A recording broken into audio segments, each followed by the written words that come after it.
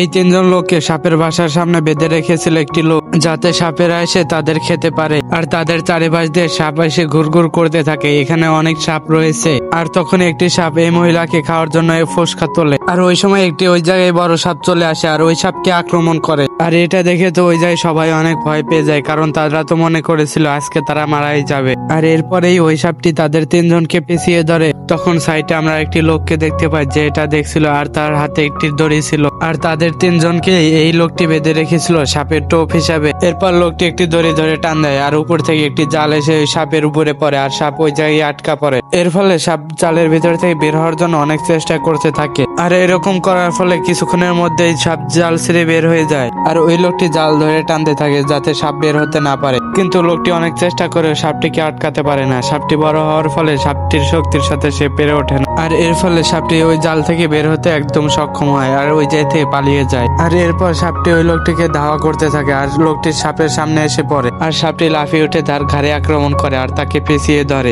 আর লোকটির শরীরে বিষাক্ত সাপের বিষ গিয়ে লোকটি সেখানেই মারা যায়। আর এরপরে এই তিনটি লোকের সাথে কি হয়েছিল দেখতে চাইলে ভিডিওতে লাইক দিয়ে চ্যানেলটি সাবস্ক্রাইব করে দাও। আর তুমি কোথা থেকে ভিডিওটি দেখছো কমেন্ট বক্সে বলে যাও।